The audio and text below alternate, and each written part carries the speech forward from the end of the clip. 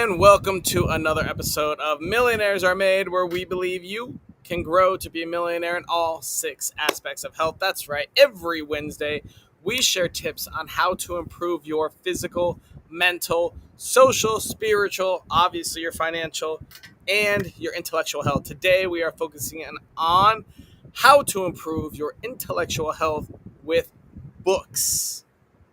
Seems somewhat obvious, but we're going to delve into that. If you have never seen Millionaires Are Made, this is the show built on the fundamental beliefs that every person you meet knows something you don't, and there's something to be learned from everyone in this big, beautiful world. Here at Millionaires Are Made, we are on a mission to teach the world how to grow into the healthiest, happiest millionaires in all 6 aspects of health. So we went out and got 3 awesome guests to give you 3 awesome tips on how to improve your intellectual health with books. And in the spirit of authenticity, to try to remove as much bias as possible, we do not talk about advice or tips or anything backstage in the green room. So when our guests tell you their advice, it's going to be our first time to hear it as well. Now, if you're watching this, audience viewers, this is an interactive show. We highly encourage you to comment and ask questions. We do ask them live and respond to comments live so you can get your answers immediately.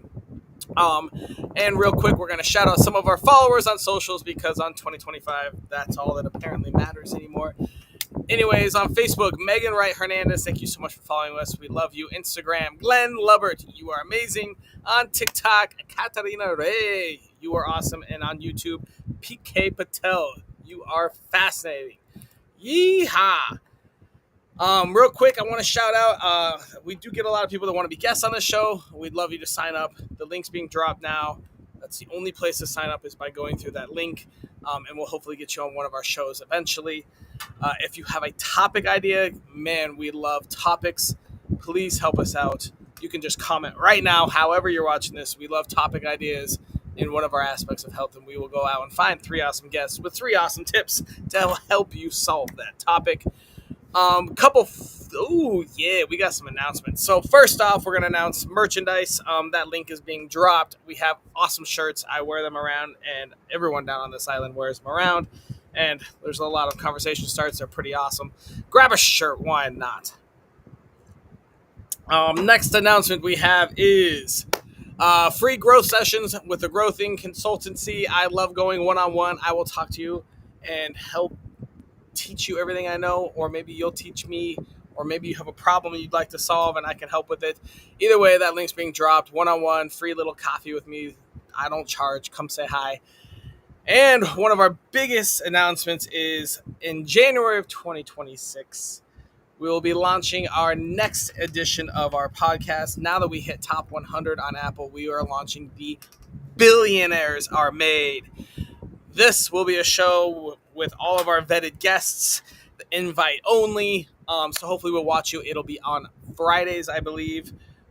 So we'll be switching it up, and we'll continue Millionaires Are Made and teaching the world to grow, but we will also have Billionaires Are Made now, where we go a little more in depth with each of our guests.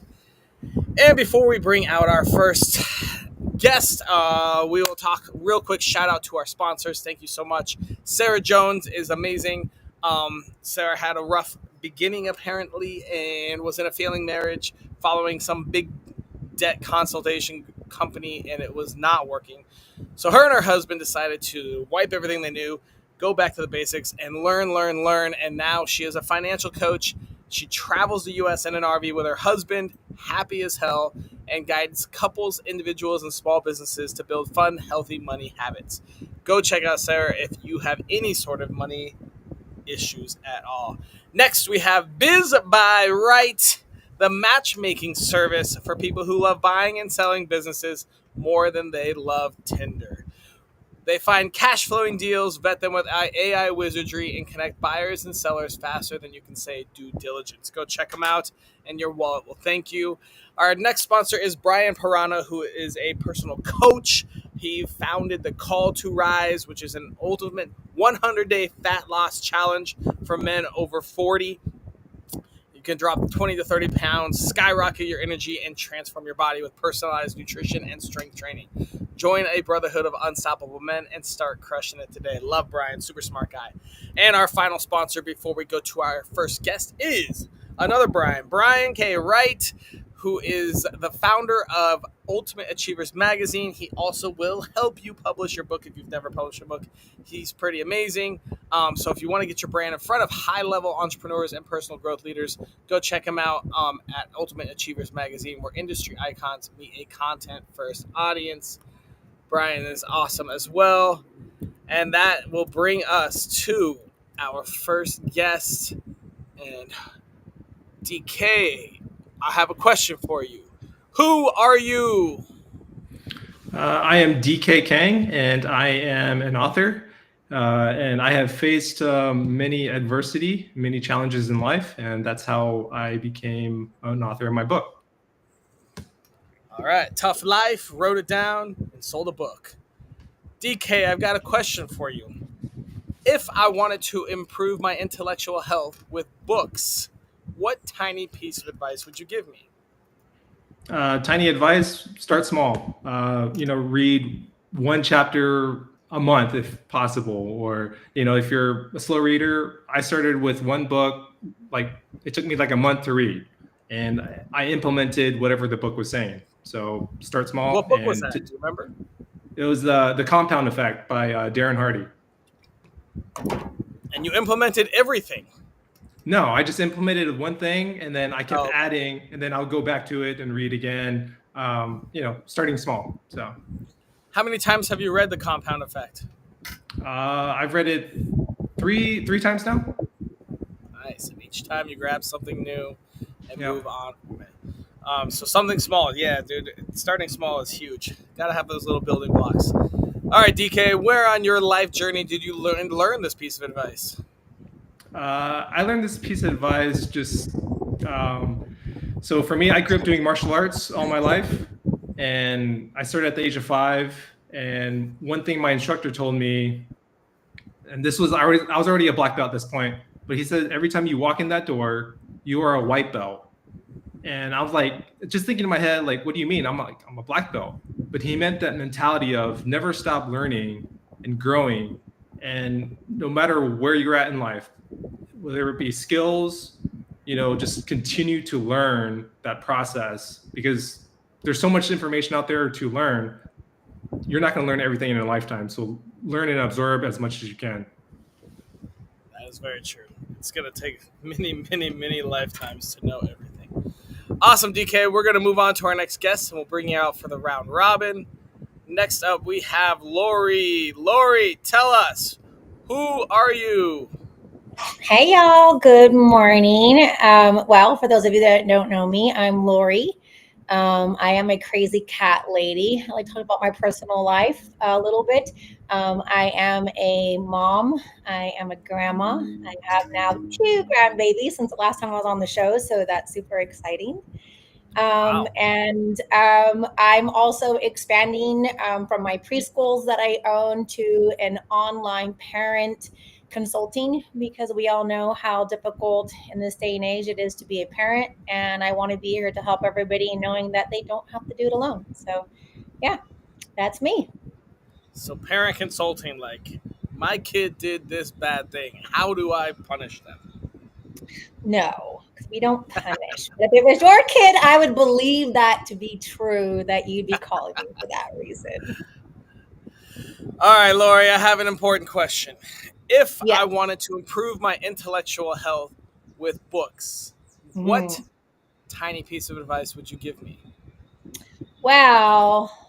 Katie, was it? He kind of took mine. So I would say find time.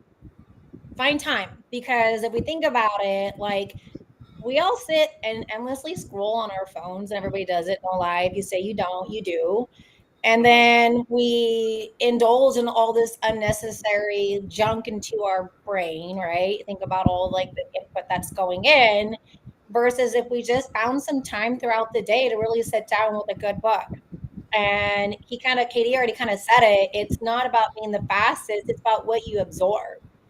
and what you actually read to take in. Does it resonate with you? Don't read it because someone said, hey, go read this book. I've been there, done that.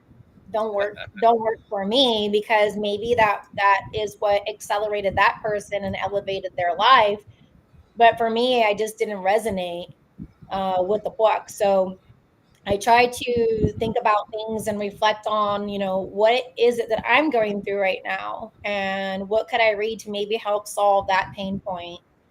And not just picking it up to check it off like it's a trophy. Another, like, I've read 30 books, this year. Well, good for you. How much of that did you retain, and how much did you actually apply and use? Um, not to sound rude or anything, but I talked to a lot of people who are like, oh, I read 52 books this year. And I was like, a book a week. That's crazy. Yeah. So That's a lot of books. that is a lot of books, and there's a lot of different ways. It's not just holding it in your hand. It's audiobooks, and every other which way to go about it. But find the time. 10 Find the minutes. time. Trade it Awesome. out. Take 10 minutes less of scrolling and 10 minutes of reading, and see the changes that God, will actually happen. that's a massive. Oh man, if everyone in the world did 10 minutes less scrolling, 10 minutes more reading. Whew. Oh, that makes me think of a good challenge for this episode. I'll say it now because I will forget with my ADD.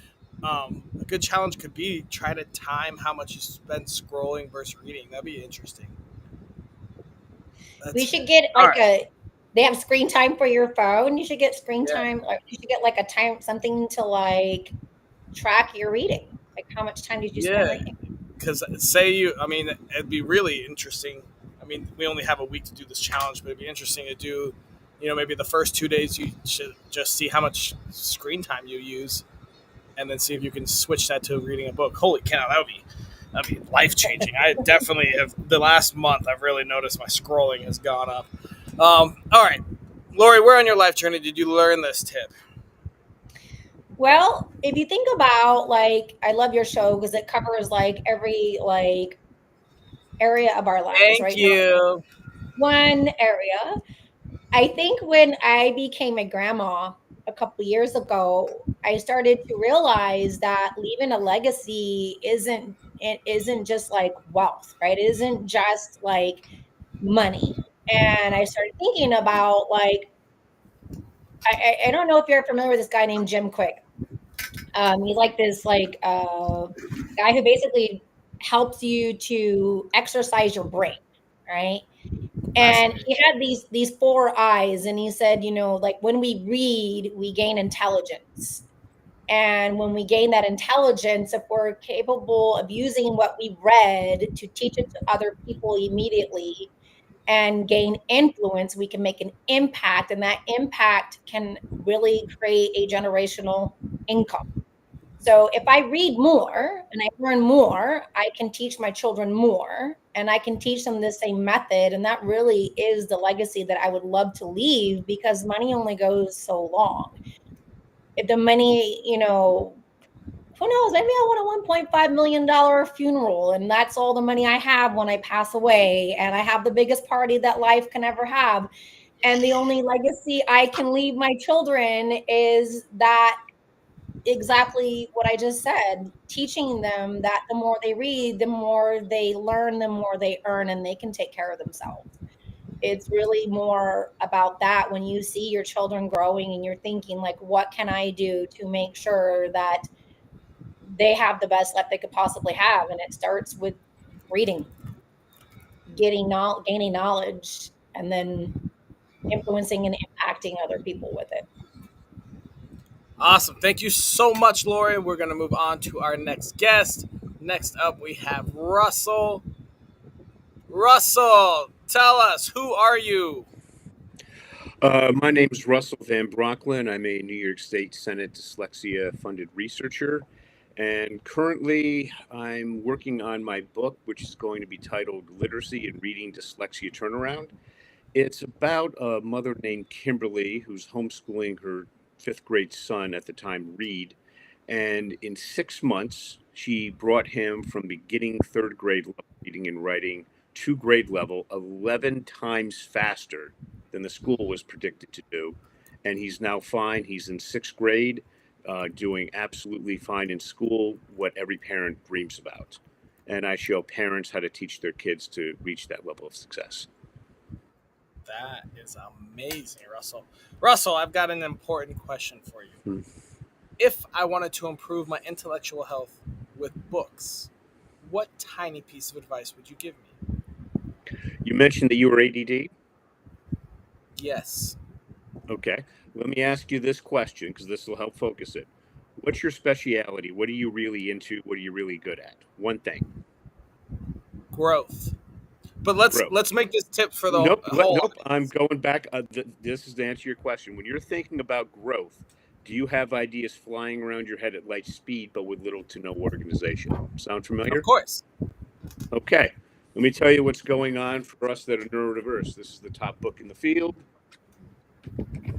This is why our brains are different. See how the back part of the typical brain has massive neuroactivity and we got very little?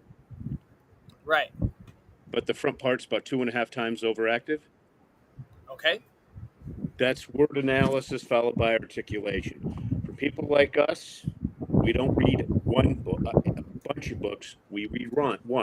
When I'm working with dyslexic kids, this is by far the most popular one that I have. It's Walt Disney, The Triumph of the American Imagination, all 1,000 pages. I will give this book to 10-year-olds, and it'll take about 2 years, one book for 2 years. And they'll go, why is that so popular? This is just an example. Find a book that's in your speciality, your area of extreme interest and ability, and then learn it. So the kids that I work with will go to Disney World. They'll come back really excited. They absorb the Disney magic, and they'll say, what is the Disney magic? And I'll say, it's 2 universal themes. But you have to find it in that book. The first one's easy to find. The second one, really difficult. I've never had a parents find it. Their kids tell them what it is after they've learned to master reading. Now, why is this important? Imagine those kids who then decide after college they want to work for Disney. And they understand the 2 general universal themes that create the Disney magic. Imagine how valuable that is if they're putting up a new ride and they could say, well, classic Walt would have done probably this way. Here's why. You become very valuable. So my advice is completely against what you hear most people do. I don't read 52 books in a year. Read one book. Really dive deep, really learn from that, and then implement that. That's how wealth is created, through concentrated knowledge, not general dispersed knowledge. I like that. Yeah. Jack of all trades, but a master of none. Russell, tell us, where on your life journey did you learn this piece of advice? I actually had to create this after my first program. I took a bunch of dyslexic high school juniors and seniors, got them going from middle school level to average of entering grad students funded by the New York State Senate. But when I had to deal with typical students, I couldn't get them to do the work. So then I had to figure out, find out something in their speciality and teach them from the specific to the general, followed by word analysis and articulation. You do that, the dyslexic students learn, like literally with Reed, he learned 11 times faster than projected in a public school. When you finally focus on how our brains are designed, we learn so much better. And that's something I literally had to create myself, and I did that about 10 years ago. Nice. Okay, 10 years. So the last 10 years have been really nice in your life after you created that. Oh, no, it's been a climb because I had to perfect it. I had to make this so simple that high school kids, AP English high school kids could teach it. Okay. And it's done now, or are you still working on it? Still? Oh, no, I finished up on that. Now, for example, what Reed's working on is I'm showing him how to write like a high school senior. And he's in sixth grade. So we're shooting him way ahead. And then I have to show him how to come up with, every time he writes, something truly original. I use a book called The Craft of Research, which is designed for PhD students in grad school. And I've dropped a part of what they do to 9-year-olds. It's been a fun journey. It sounds like it. All right. Well, Russell, we're going to bring everyone else back out and start our round robin section. We'll bring DK out and Lori out. Audience, this is a great time to ask questions and make comments, and we will take care of those and answer them live. But until then, we will go ahead and start. DK, can you quickly refresh what your tip was for us? My tip was start small. If you're a slow reader, read one book a month or whatever. Just start small. Anything. Start nice and small. Lori, what are your thoughts on that tip? It's kind of funny because that was my thought too, because I think a lot of people get so overly excited about, oh, there's so many books to read and there's so little time. And it's not about how many books you can read. It's about actually absorbing the information and finishing the book. I'm guilty of that. I've gotten books and gotten to the third chapter and I'm like, I'm not reading this anymore. This is not for me, not resonating. So yeah, I think it's agree. I say start small and find time. Swap out your scrolling for some reading. Swap out scrolling for reading. Russell, what are your thoughts on DK's tip? Well, I would say it's still way too big. Don't start off small. Start off micro small. Start off on something that you're incredibly interested in, a very specific point, and then move forward. And that way you actually learn something from your book. I am completely against the idea of people reading all of these books and getting nothing out of it. Learn one book, learn it extremely well, and then move on to the next best one and keep going from there. And then apply what you learn each step along the way. And I find that to be the far most productive way you can learn to read. I love it. All right, well, let's move on to Lori's tip. Lori, can you refresh what your tip was? I'm sorry, I went out of turn. Yes, it was find time and basically swap out the scrolling for reading. Swap out that. Russell, what are your thoughts on Lori's tip? I think it's great. I think scrolling, best thing I think you can do is just take that iPhone and just put it away. And the 10 minutes of reading, great. Take that 10 minutes and expand it to 20 minutes, but really, really concentrate on a book that you're really interested in, that you really want to learn from. So, Russell, on your tip, does that include like fiction novels, like fantasy novels, or anything of that sort? If that's what you're truly passionate about, I have taught kids to learn by Lord of the Rings or Harry Potter. And there's always moral specific lessons within those. And like, for example, when you're talking with kids and they're trying to figure out, well, I want to make Harry Potter more of a challenge. I said, great, figure out Snape or Dumbledore. And a lot of times they'll go to Snape and I'll say, okay, what moral character allowed him to be such a great man and what made him really bad? And we would find those specific universal themes, and then they'd go through the series looking for that information, and then they could say, this is what I've learned and how to apply this to my life. And for a lot of them, it was life-changing. Yeah, that's true. A lot of fiction, everything has morals and lessons. I like that. DK, what are your thoughts on Lori's tip? Oh, I think it's great. I think we spend so much time wasting time on social media and YouTube or watching a movie or whatever, and we're not getting any benefit from it. So yeah, I think spending time in a book or listening to it, it's great. Huge. All right. Well, Russell, can you give us a refresher on what your tip was? It was very simple. Find a book that you really wanted to learn from. Like I said, for my kids, it's primarily this one, Walt Disney, The Triumph of the American Imagination. What are the two universal themes that make the magic? And you have to go through this 1,000 pages. It requires a lot of discipline. But once you know it, again, what that allows you to do is if they go and apply for a job at Disney after college, they can say, oh, you're doing this project in the Magic Kingdom. Here's how I probably would have done it based on these universal themes. And they can apply that. Now, imagine one of those ideas works out, and it could be worth $500,000 $1 million idea. Guess who's getting hired out of college? And guess who's probably not? That's a great point. Massive point. All right, we got a couple questions from the audience coming up. So we have one question. How does dyslexia work? and obviously I'm probably going to let you take that, Russell. Okay. Well, Lori, just DK, so if you want to, you can hop in, but we'll let Russell start. okay. Here's the science. Here's the book, Overcoming Dyslexia. There it is. So what's going on is the back part of the dyslexic brain where K through college, most of the stuff happens. Dyslexics have almost no neural activity. The front part's about 2.5 times overactive. That's grad school. It's word analysis followed by articulation. So but you take that to a dyslexic, they won't do the work. You have to find their speciality, their area of extreme interest and ability, get them a book, an audio book in that area, and then we teach them from the general to the specific, word analysis followed by articulation, and then their learning pace increases by about 5 to 10x. So the big thing about dyslexics is the brain activity is in the front and versus the back. Is that correct? There's nothing going on in the back part of the brain. Literally just about nothing.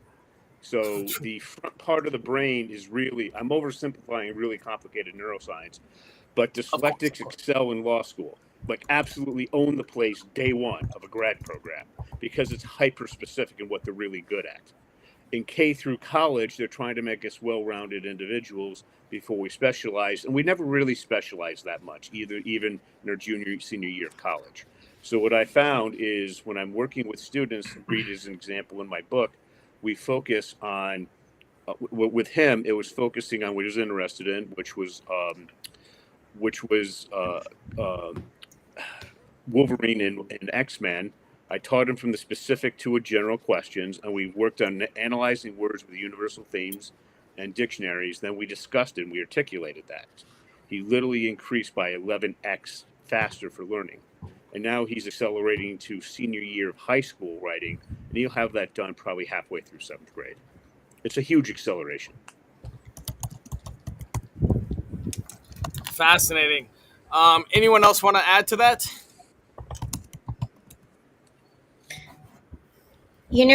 I'm not quite at that level of dyslexia like Russell, owning a preschool. I just really see how dyslexia is different on every person, right? It's not the same from what I've learned to notice. For kids, I usually notice first that it's in sounds, right?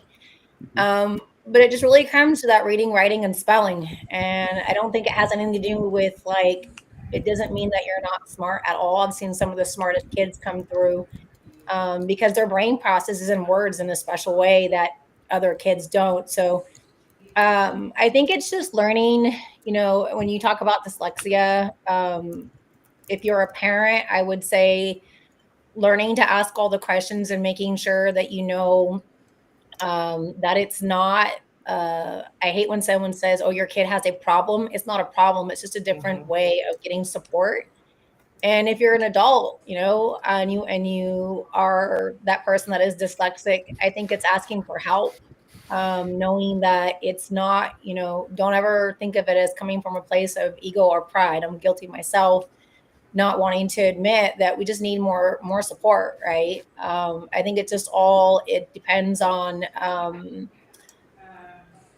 how it looks on each person. And like I was saying, I just don't think it's the same. And just knowing how to ask for help and getting the support that you need.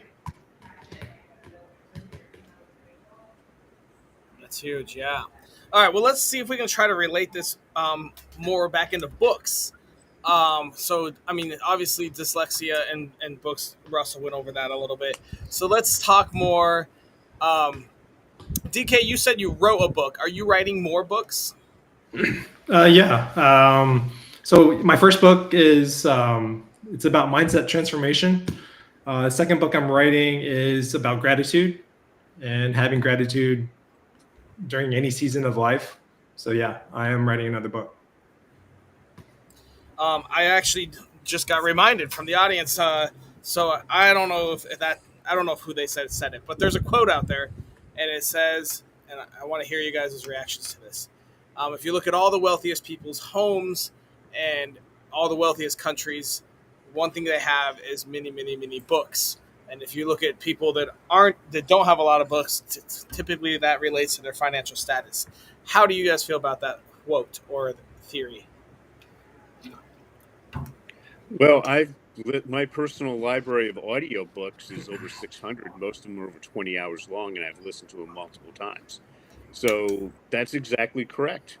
There was a famous movie that was out where where a housekeeper looked at this professor's library and just all these books. And then she required her kids to read. That's all they had, and one of them became one of the most famous neurosurgeons in the world at the time. Fascinating. I, Anyone I else? got Yeah, I got to go back and say it again. The faster you can learn, the faster you can earn.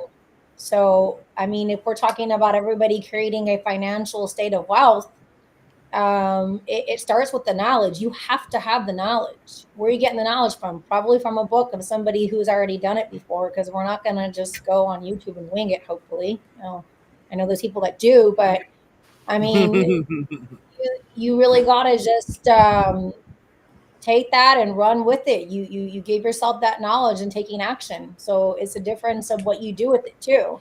I know a lot of people who read a lot of books, and they are probably some of the most intelligent people I ever met, but would never have known because they don't share what they know.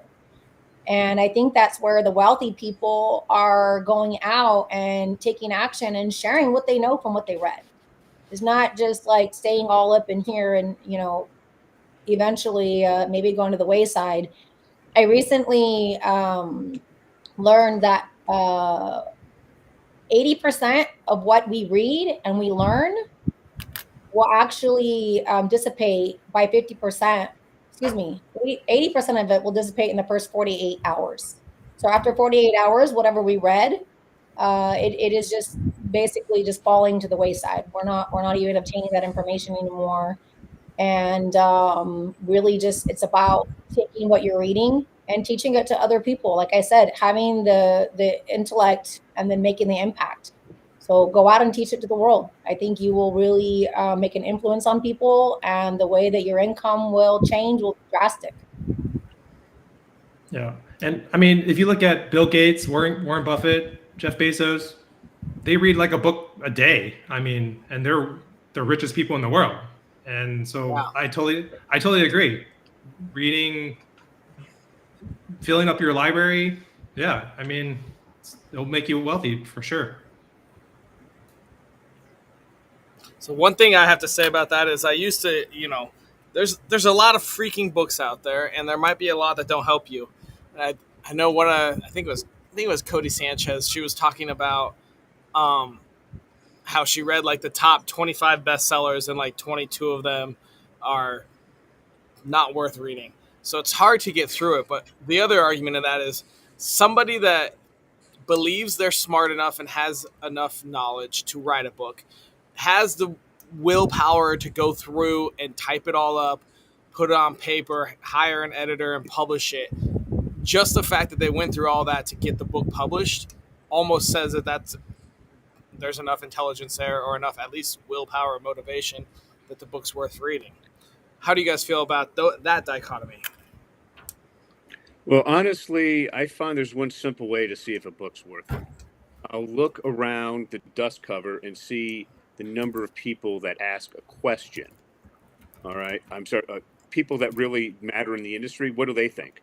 And the books that I see with a lot of blurbs from people that matter in the industry or matter in that space, I find that I usually get something out of it. If it lacks that, I tend to move on. Can you give us an example of that scenario? Well, for example, when people were looking for Disney's biography, this one had a lot of meaningful publications would say this was a top book. There were people on the reviews that really mattered in this industry that said this was a really good book, like just pages of them. All right, and that's what I look for. So when I'm looking for a book on anything, remember I'm working with a dyslexic that's going to be on that book for 6 months to 2 years, and I can only accept the best. So I'm looking for people who they are prominent in their field. They are, publications that review books that aren't being sponsored by anybody.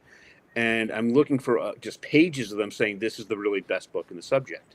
And then I find that almost without exception, that works out really well. When it's not there, yeah, I tend to run into a lot of problems. Fascinating. Great. Anyone else got any last bits before we go on to our last daily challenge of the show?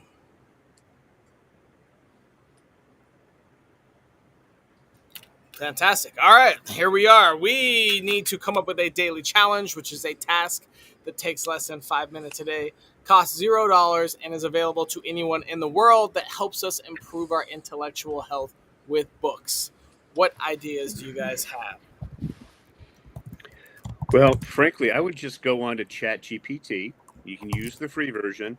The book that you're interested in, I'm just going to keep it on Disney's example. You might Okay. ask, what allowed Disney, what caused him to want to start, Disneyland or Disney World?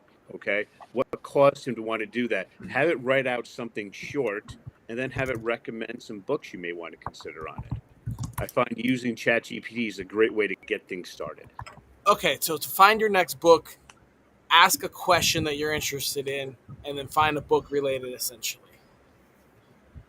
Right, and have ChatGPT hit you with that, and you can it even works well on the free version. And for me, I use the pro version just so I can get the best information possible. But generally, it really does help narrow things down. I can look at it, agree with it, disagree with it. If I disagree with it, I tell it why, and then it finds me new things to look at. And I find that's usually the best way to find the best book. Awesome. I like that. So that's a good way to find a book. So I'm thinking a good challenge. I'm still trying to get that scrolling thing, but what if we started off reading like one, we set start small, read 1 page a day. The next day we read 2 pages. The next, or we do minutes. Maybe we do 1 minute a day, 2 minutes a day, and that'll get us up to 7 minutes a day. For some people that don't read at all, that could be a nice little thing. How do you guys feel about that added in? I like that. That's a way, but it's not about the time; it's the quality. So when Okay. you're looking through a book, best thing that I try to find out is what's the central point I'm supposed to be learning from this. Some pages you literally can spend a few days on, other ones you breeze through as quickly as possible because there's nothing really there. What is it that this book is really trying to tell me? Reduce that to a universal theme and then try to find that information, find that section of the book, mark it down, and then after you finish the book, go back and use ChatGPT to help you create that into something that's personal and direct benefit for you, because now this is what you want to learn, what you've learned from the book, so that you can apply it and not just forget it.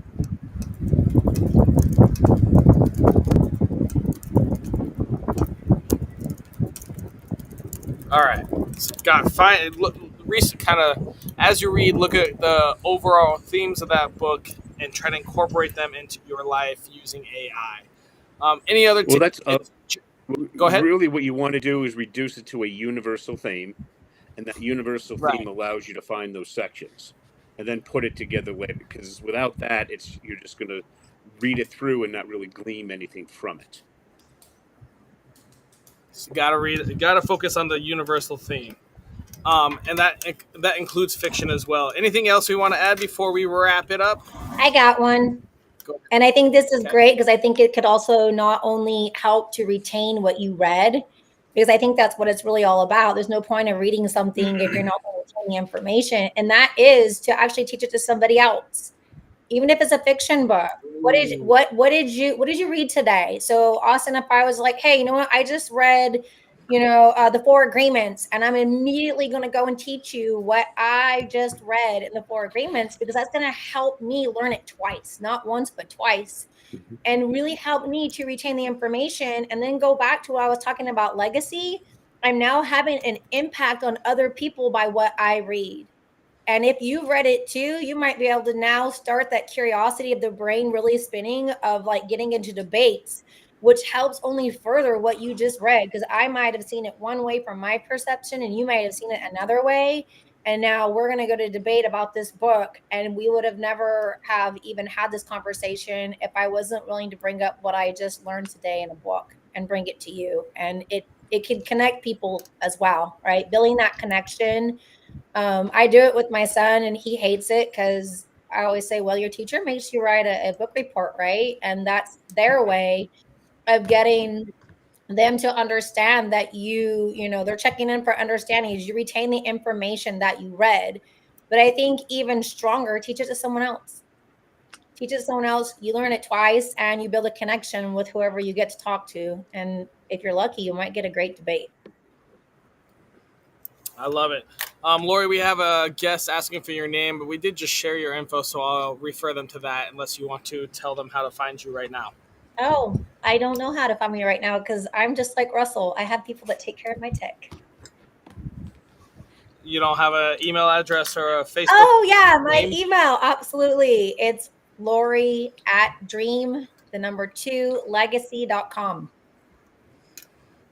Lori at Dream to Legacy.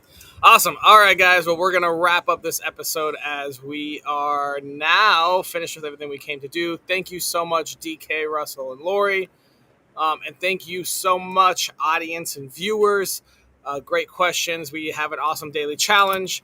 We're going to use Google ChatGPT to find a question of something that you really like and go find a book about it. So you stay interested, you stay deep, and you read it. We're going to read one more page today than we did yesterday. And as Russell said, that may take different amounts of time depending on what content that page has. But so when you start this challenge, we'll be doing it for a week. First day will be 1 page, second day will be 2 pages, all the way up to 7 pages because that's how many days are in a week. What else do I have? I think that's it. Thank you all so much for watching. Perfect. We just dropped. Here's Lori's email for those of you that want it. And yeah, thank you so much, Joe. You're awesome. Glad you're supporting this Respect for Truth and Literature. Yeah, so we do, if it's your first time here, Joe, we do episodes every week on how to grow. In fact, we're about to start another one in the next 20 minutes, so hopefully we'll see you around then. And for everyone else, thank you so much.